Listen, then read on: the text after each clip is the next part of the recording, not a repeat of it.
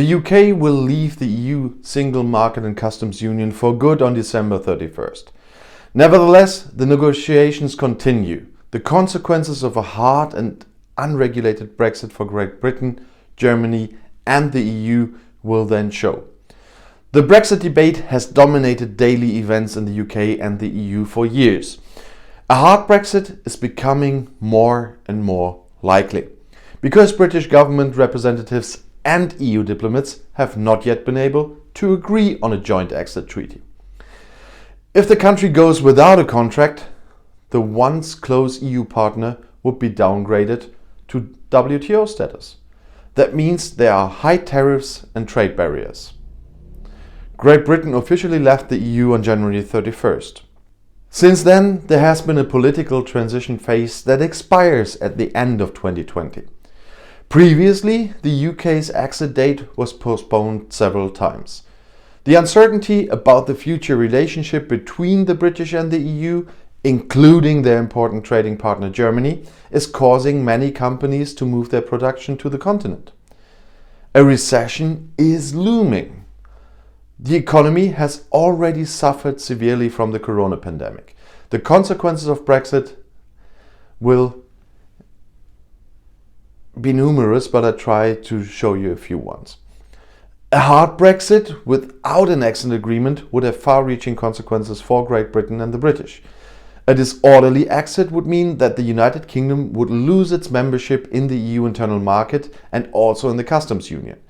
According to experts, the British pound sterling would also be worth up to 25% less. But the consequences would also be grave for the EU and Germany. They lose an important trading partner. Of course, there will be a transition phase until December 31st, during which the future relationship between the UK and the EU is to be clarified. Great Britain's exports would be badly affected if the UK left the European Union in a disorderly manner. Just one example. Great Britain exports over 40% of the cars manufactured on the island to the EU. Of the 190,000 jobs in the sector, only half could exist in 10 years. International companies in particular are preparing for a worst case scenario. They have already turned their backs on the UK and relocated to another EU country, resulting in job losses for some Britons. According to a study by New Financial, around 270 companies in the financial sector have relocated parts of their business to other EU countries or are planning to do so. Around 4,900 jobs have been affected by the move so far. It doesn't sound much, but you have to look on the full picture. Then this is just one small tiny example. Other companies are hoarding imports that they urgently need for their products and production. The guarantors also hoard. According to a study, goods worth 4 billion British pounds, that's around 4.3 billion euros, are already in the islanders' cupboards and chambers. Almost 1 in 5 has started to stock up on food, beverages or medicines, said the financial services provider Premium Credit. For the study, 1,052 consumers who have a job were interviewed. Those who hoard are therefore mainly supplied with food, that's 74%, followed by medicinal products, that's 50%, and beverages with 46%. A study by the London School of Economics estimates that the UK economy would grow around 6 percentage points less than if the country were still in the EU in the 10 years after its orderly Brexit. And just for comparison, the corona crisis will most probably only cost 2 percentage points of growth over the same period. The no-deal effect would be 3 times as high as the economic damage caused by corona in the long term. In the case of a no-deal Brexit, there is a risk of border controls. Yes, we will have them even with several kinds of deals, but not at this extent. If the British and the EU cannot agree on a withdrawal agreement, well, additional to that, what we have already, goods and people will have to be checked again at the borders. This can lead to delivery bottlenecks. The port of Dover alone is used by more than 10,000 trucks every day. only 4% of them currently have to go through customs. Should that change, the port threatens to become clogged with traffic jams for up to 2 days. The same applies to the ports in the EU, of course. Furthermore, travel would also be affected by customs controls. The European airlines would lose their licenses to fly inside the UK. Transitional rules have been agreed between the EU and Great Britain, which will apply until the end of 2020 and are intended to ensure that air traffic continues as before, but only until then. The automotive industry would also face major problems, as long waiting times at customs would have a negative effect. A Brexit with an agreement could prevent these consequences. In this case, the EU and the UK could, for example, agree on a uniform regulation of border controls. Businesses could adapt to these rules laid down in an agreement. A sticking point of the agreement is always the border between the Republic of Ireland and the British province of Northern Ireland.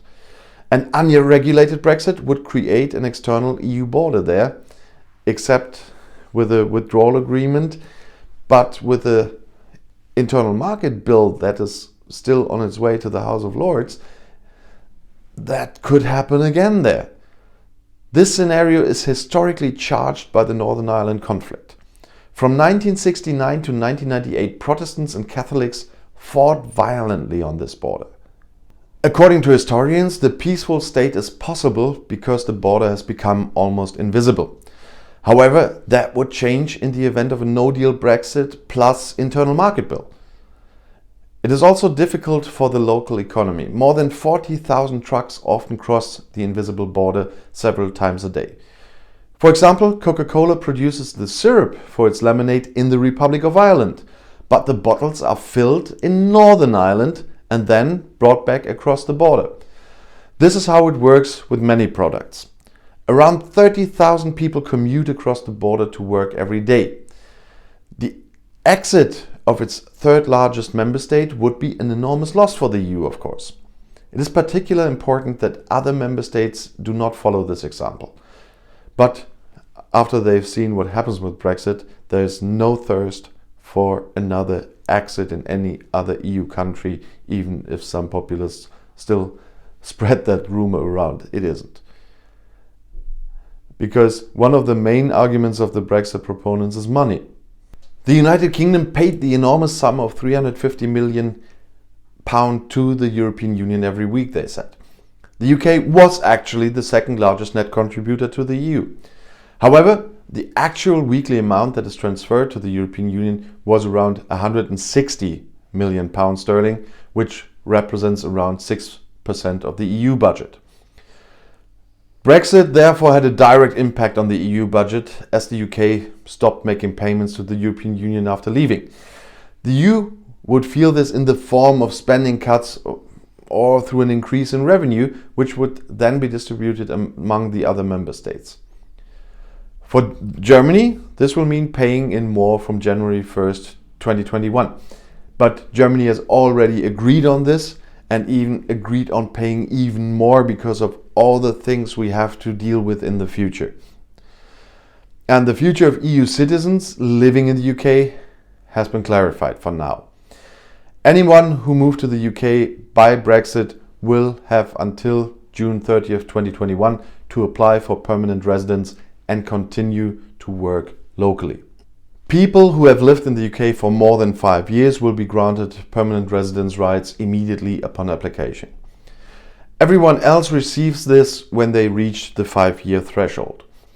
For the more than 1.2 million British people living in the EU, a hard Brexit would have far-reaching consequences, as the EU's freedom of movement rule, which affects residence and employment law, could be eliminated. Problems would also arise with other services such as health insurance companies and so on.